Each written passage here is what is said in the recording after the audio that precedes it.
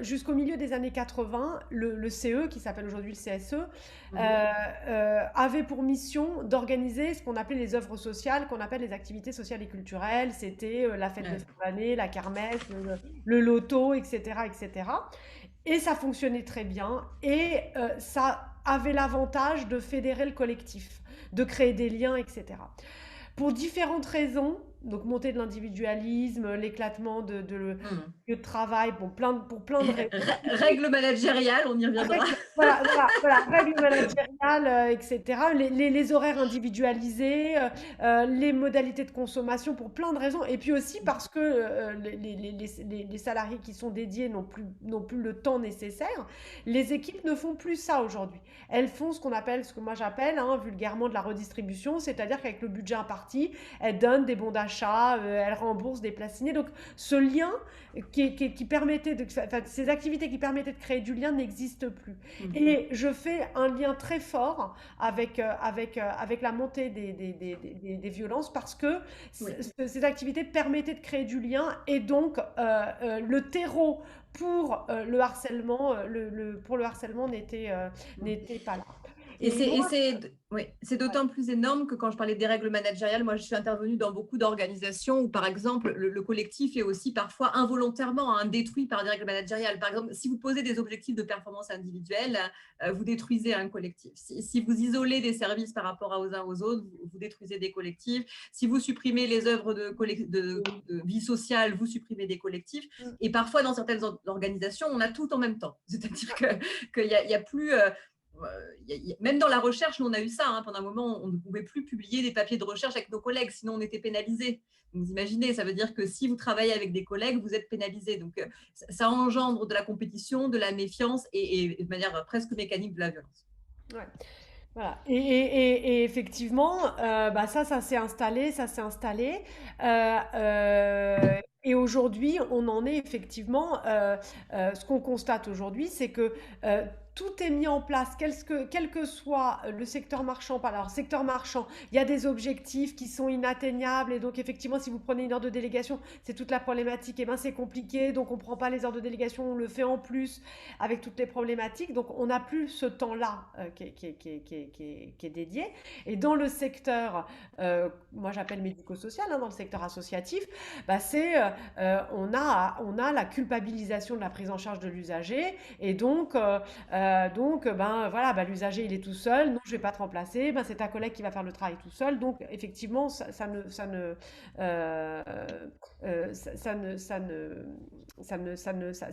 peut plus fonctionner.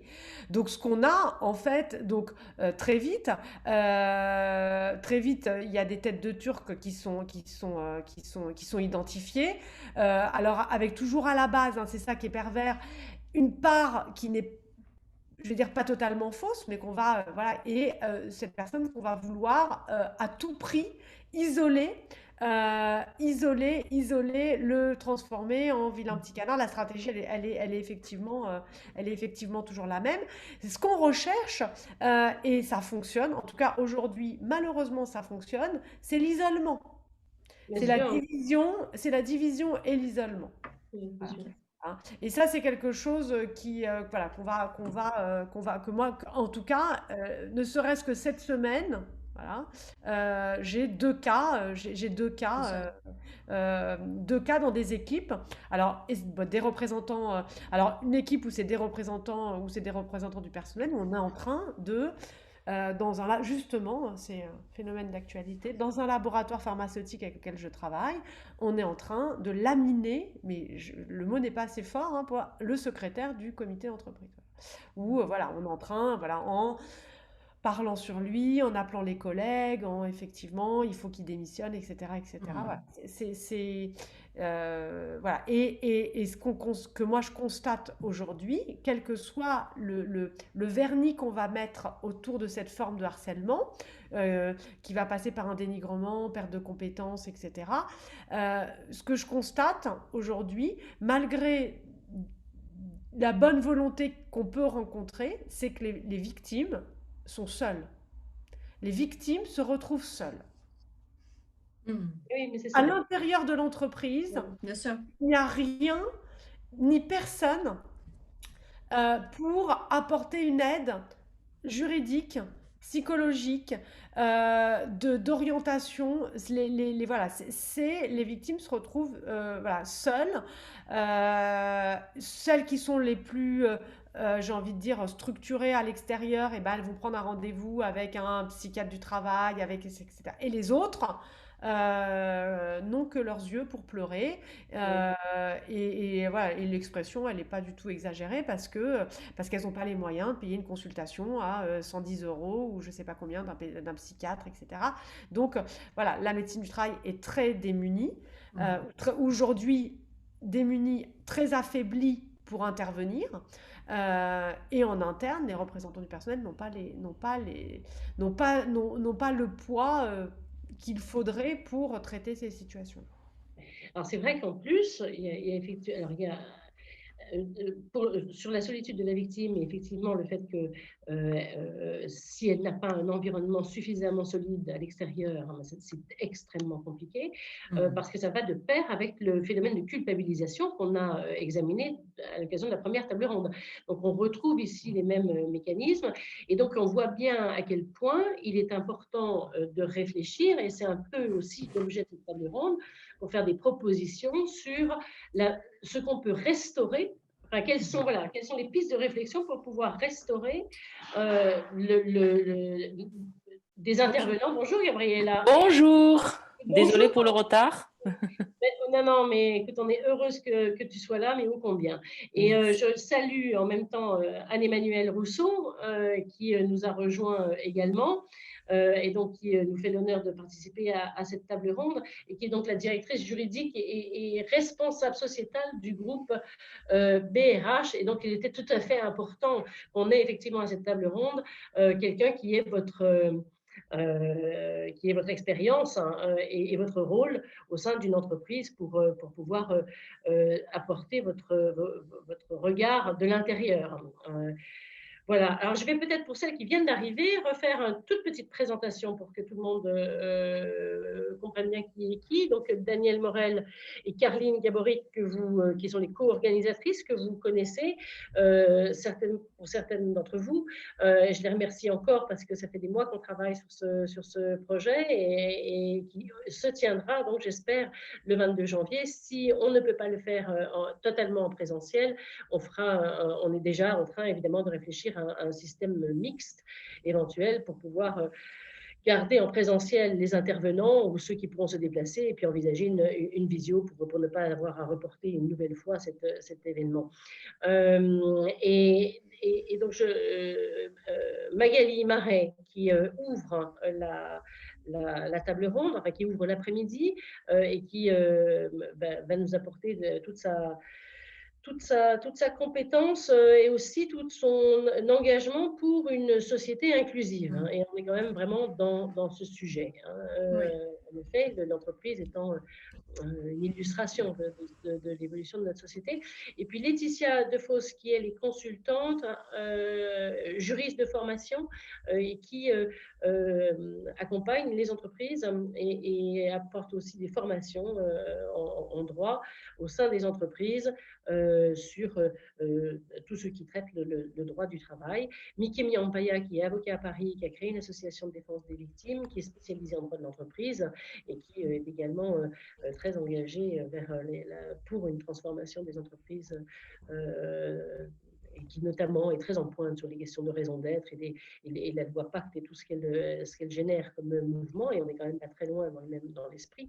Et puis Gabriella Queiro qui vient de nous rejoindre, je suis ravie, merci, parce que c'est Gabriella, et je suis très attachée à Gabriella, oui, depuis que je l'ai rencontrée, parce que difficile de s'en séparer, tellement elle apporte d'humanité, et là, en l'occurrence, elle intervient dans la journée sur des questions psychologiques dans les ateliers, et là, je lui ai demandé, elle a bien voulu accepter d'intervenir sur le rôle de l'école et la manière dont à l'école on traite le harcèlement et des projets qui sont montés, notamment européens, pour faire en sorte qu'en effet on crée ce premier espace de régulation.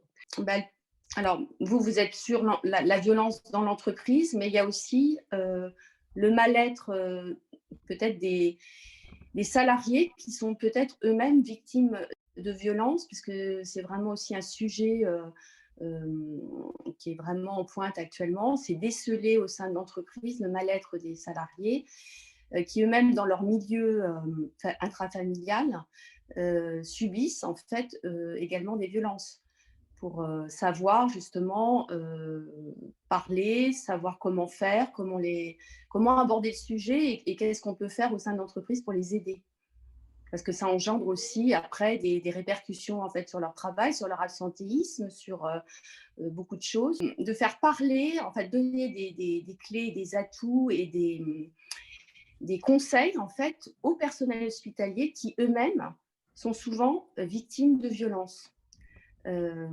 Et donc, ce qui m'a été ressorti, c'est qu'il disait qu'au sein du milieu hospitalier, qu'en fait, les femmes, alors je généralise un petit peu, mais c'est vrai que c'est quand même la majorité des victimes de violences, allaient plutôt se confier en fait aux délégués syndicaux, vous voyez, plutôt qu'au RH ou à l'époque au comité d'entreprise CSE maintenant. Et donc, il y avait vraiment un vrai sujet justement d'écoute et peut-être que justement faire un lien avec ce référent harcèlement sexuel sexiste qui pourrait aussi être un lien et quelqu'un qui pourrait justement, au sein de l'entreprise, dépasser cette mission de référent harcèlement sexiste, mais aussi de pouvoir prendre en main justement, justement ces salariés qui seraient et qui sont, il y en a beaucoup d'ailleurs, parce que quand on prend les pourcentages, victimes eux-mêmes. Alors quand je parle de violence, ce n'est pas forcément des violences physiques, hein, mais au quotidien, des violences psychologiques qui sont vraiment destructives. Moi, ce que j'aurais envie d'échanger avec les intervenantes, les intervenants, puisque je crois qu'il y aura également un homme quand même, hein, parce que c'est très féminin tout cela, sur ces sujets de harcèlement au travail et de risques psychosociaux, c'est la prise en compte dans l'entreprise de ces sujets-là, puisque j'ai entendu effectivement des choses sur l'isolement des victimes, sur l'absence de prise en compte d'un certain nombre de choses. Et bon, moi, je porte la parole aujourd'hui d'une entreprise. Et ce sur quoi je voudrais quand même intervenir, c'est quand même les dispositifs qui sont mis en place dans les entreprises, en tout cas les entreprises qui ont un comportement sociétalement responsable. Et qui essayent de préserver au mieux la santé et la sécurité de leurs collaborateurs. Heu, L'exemple que je connais mieux, c'est le nôtre, hein. Nous avons mis en place pas mal de dispositifs.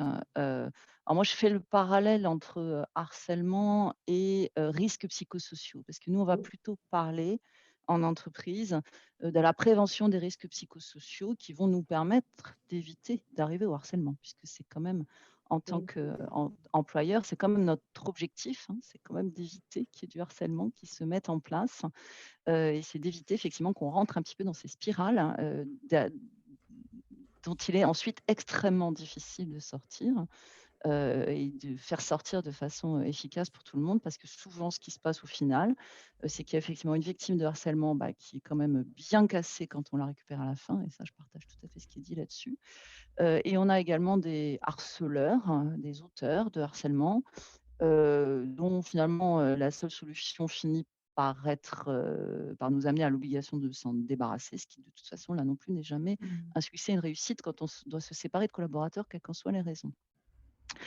Donc un des axes dans lesquels nous intervenons au niveau des entreprises, c'est justement j'ai un écho.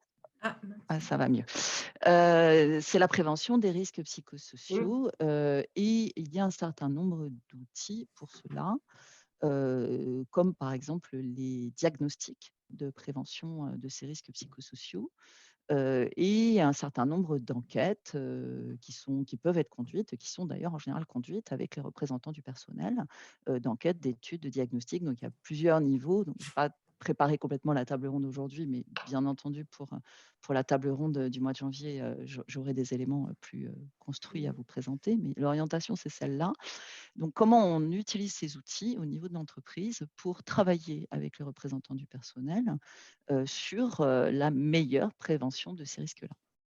Donc, nous, on a cette expérience-là, hein, d'avoir conduit des diagnostics et des enquêtes bien-être au travail. Après, on les appelle comme on veut, hein, prévention des risques psychosociaux, bien-être au travail, etc. Mais tout ça revient toujours au même besoin, à la même finalité.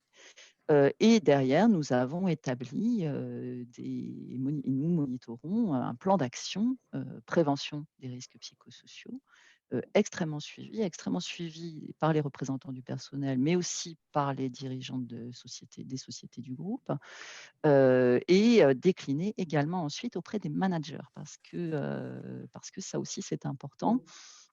D'arriver à sensibiliser les managers. Parce que le dialogue avec les IRP, il va se faire au niveau du chef d'entreprise, éventuellement au niveau de la direction des ressources humaines quand elle est associée, enfin elle est en général associée à ces dialogues, avec les IRP.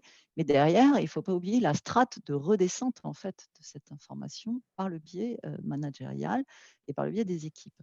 Donc ça se fait effectivement par le pilotage du plan d'action et du suivi de l'ensemble des orientations qui sont prises. Alors parfois, ça passe par des actions extrêmement simples, comme par exemple s'assurer effectivement du bon niveau de communication interne dans l'entreprise, s'assurer de la bonne définition des responsabilités de chaque acteur de l'entreprise, de façon à ce que chacun sache bien qui fait quoi dans l'entreprise et qu'on s'adresse aux bonnes personnes et de la bonne façon. C'est parfois aussi simple que ça. Et souvent, on se rend compte par le biais de ces diagnostics ou de ces enquêtes que justement, ce qui va ressortir et ce qui va du coup, après, derrière, risquer d'entraîner du harcèlement, ce qui va ressortir, c'est parfois une mauvaise connaissance des organisations, du métier de chacun. Donc, du coup, on ne s'adresse pas à la bonne personne. Ne s'adressant pas à la bonne personne, on n'a pas la bonne réponse. N'ayant pas la bonne réponse, on va avoir une tendance parfois un petit peu à une réaction agressive, parano.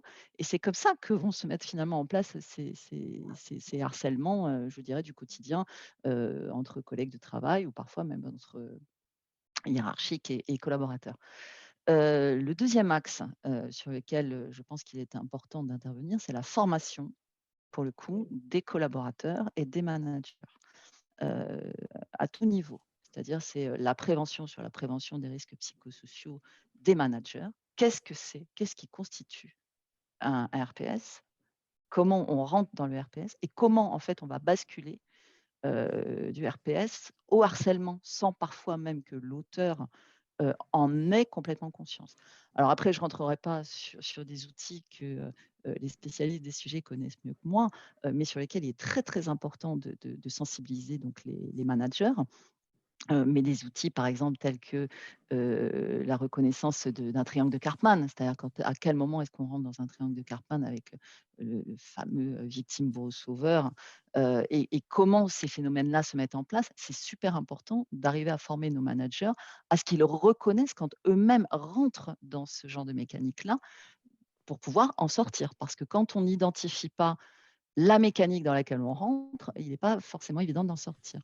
C'est pas évident aussi pour un manager de voir un N-1, par exemple, agir là-dessus, identifier le comportement qu'il a et l'amener effectivement à sortir. Donc ça, la formation, c'est très important, la formation des managers, mais aussi des collaborateurs. Et c'est parfois un point qui est un petit peu oublié dans les entreprises, de former aussi les collaborateurs sur la prévention des RPS. On a parfois tendance à dire bah oui, on va former les managers, on va former la strate, on va dire, d'autorité hiérarchique. Puis le collaborateur, on va quand même pas lui apprendre, je caricature, hein, on va quand même pas lui apprendre comment se défendre. Bah si, bien sûr que si, parce que c'est en communiquant auprès des collaborateurs sur la mise en place de l'ensemble de ces mécaniques que là aussi, on va apprendre aux collaborateurs à dire, ben, effectivement, attention, là, il est en train de se mettre en place quelque chose qui n'est pas tout à fait normal. Donc, comment je fais pour en sortir? Et le dernier point, évidemment, c'est qu'une fois qu'on a mis en place tous ces éléments de formation, d'échange avec les collaborateurs, c'est comment les collaborateurs, à qui peuvent-ils s'adresser pour en sortir? Et donc là aussi, c'est effectivement d'avoir une organisation managériale et ressources humaines extrêmement claire là-dessus, qui permet à n'importe quel collaborateur de savoir comment il peut avoir un recours, comment il peut s'appuyer autour de lui dans son environnement professionnel pour sortir de ces approches RPS d'abord et harcèlement ensuite. Oui. Rapidement, donc je participe à cette deuxième partie de la journée, la table ronde après l'atelier qu'on fera, en tant que présidente d'une association qu'on a créée il y a 6 ans. Et c'est une association qui travaille pour la prévention du harcèlement. Donc, on est tous bénévoles, on est tous des professionnels. On a décidé de mettre comment dire, au service des établissements scolaires et des enfants nos compétences. Donc, quand on parle de prévention du harcèlement, des risques psychosociaux, moi, personnellement, je ne m'en occupe pas, mais Christelle Toubert, qui est vice-présidente, oui. Moi, je travaille dans le domaine de la prévention du harcèlement moral en milieu professionnel, en tant que formatrice. Et avec d'autres personnes avec qui on a créé l'association, on s'est rendu compte, en fait, qu'au quotidien, nous avons rencontré des personnes qui étaient victimes d'harcèlement moral ou sexuel ou auteur et qui avaient eu le même comportement à l'école. C'est-à-dire que beaucoup de victimes, en fait, ils se sont construites sur ce modèle de la victimisation parce qu'il y a un processus, en fait, de construction après de la personnalité qui fait qu'en milieu professionnel, on n'arrive plus à reconnaître les mécanismes, justement, les mécanismes, quand le mécanisme se met en place, l'objectif de nos interventions dans les établissements scolaires et surtout celui-là d'apprendre aux enfants à comprendre quand ça démarre, quand ça bascule. Et nous avons participé à un projet européen avec le partenaire français qui est l'association Samuel Vincent. Pendant 2 ans, on a testé une méthode de prévention du harcèlement dans les MEX, mais aussi à l'école. Donc, c'était un projet qui était procédé par étapes. Il y a eu une première partie avec les enfants donc placés. Le harcèlement, c'est différent en institution parce que c'est un lieu de vie, ce n'est pas que l'école. Et bien évidemment aussi un milieu scolaire parce que les enfants vont à l'école. Ils sont souvent ceux qui sont victimes institutions deviennent auteurs en milieu scolaire. Donc, c'était une expérience qui nous a mis face à la complexité du phénomène, parce que c'est un phénomène complexe auquel il faut donner des réponses à plusieurs niveaux. Et c'était un peu l'objectif de ce projet. Nous avons testé la méthode, nous avons eu des résultats. Une société s'est occupée de faire une statistique suite à la mise en place de cette méthode. Et du coup, on pense qu'effectivement, le lien est là. C'est-à-dire, si on peut prévenir, justement, comme on parle de mécanismes et de phénomènes, comment est-ce qu'on peut apprendre aux enfants, déjà au plus jeune âge, à reconnaître ces mécanismes-là.